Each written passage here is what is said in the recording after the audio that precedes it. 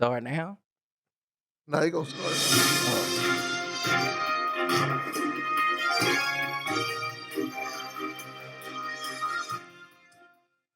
Welcome to another weekly edition of the Best Way to Smoke News with Serpo Jr. And Big J. And stepping right on to it. How should our drug testing program evolve amid shifting marijuana laws? Terrific and timely question. Marijuana legalization has spread across the U.S., furthering the acceptance of and acesto this substance. As of July 2022, 38 U.S. states have legalized medical marijuana, and 19 states have legalized it for recreational purposes, and more states pose to follow in suit. In response, some states have amended their drug testing laws by prohibiting employers from testing current and prospective employees for pot and by prohibiting job denial.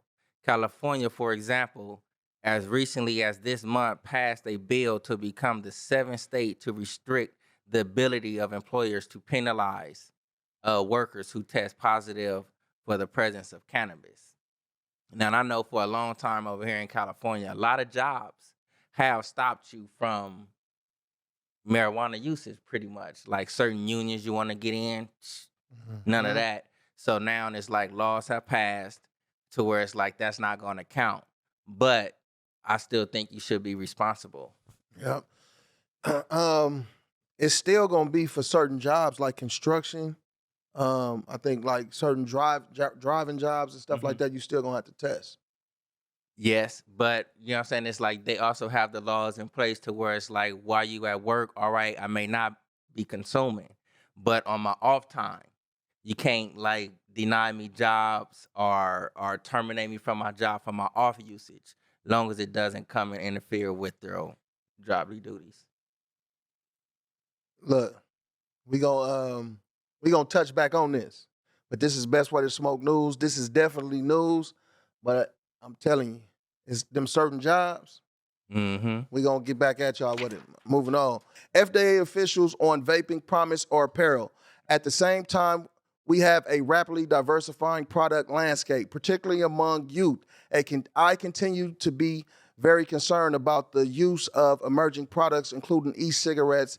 And when it comes to youth, there is no redeeming aspect of tobacco product use. This is coming from a Senate member that's part of that board that handles that kind of situation with the e-cigarettes Mm-hmm. and vaping and stuff like that though, because like we talked about before, a lot of places, a lot of states and stuff like that are against the vaping and shit like that when it comes to the e-cigarettes though. And we also talked about how it fall into to the cannabis realm too. And Mm-hmm. it's like with a lot of them e-cigarettes, they promote it to kids, like flavors like berry pie and apple fritter, this and Yeah. just different stuff that'll be tempting for a kid to want to taste and stuff like that.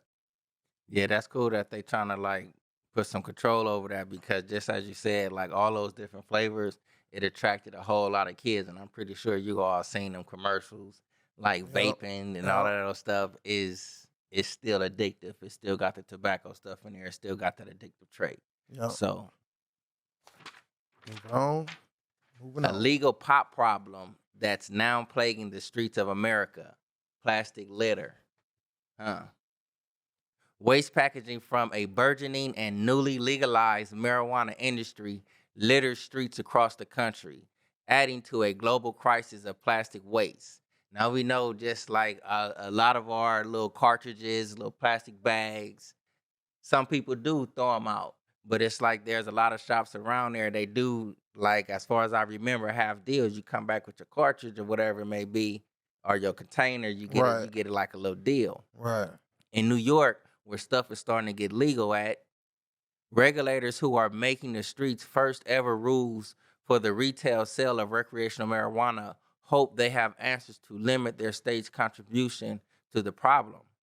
They've been working to include substantial packaging requirements into the licenses that businesses will need to open by the end of this year.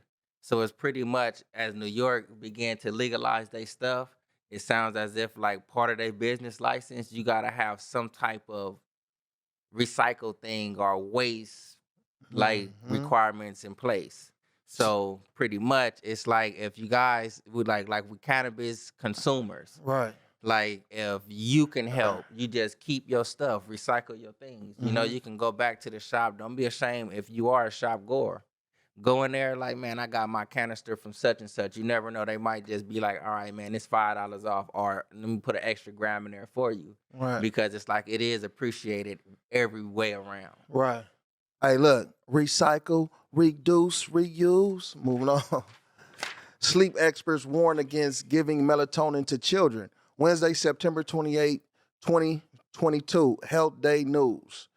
Use of the over-the-counter sleep aid melatonin is increasing among young people, and calls to poison control centers and visits to the emergency room are also on the rise. That's crazy though. Some people just get their kid to go to sleep so they could do whatever they trying to do.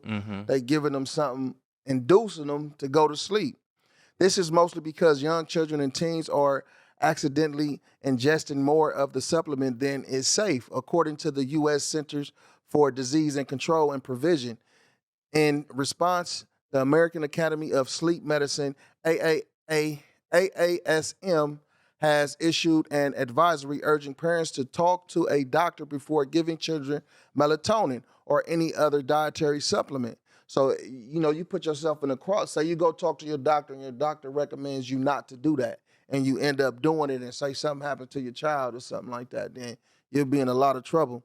The availability of melatonin as gummies or chewable tablets makes it more tempting to give to children and more likely for them to overdose, said Dr. Muhammad Adel Rashid, a critical care specialist at Indiana University of Health. While melatonin can be useful in treating certain sleep-wake disorders like jet lag, there is less evidence that it can help healthy kids or adults fall asleep faster. He explains in an academic news release. The news advisory said that there is little evidence that it is an effective remedy for insomnia in healthy kids. Just tire their ass out so they can go to sleep, though. Moving on. Candy corn recalled by FDA in some Massachusetts towns for allergy risk. With Halloween right around the corner, Massachusetts residents may want to avoid using candy corn for trick-or-treating.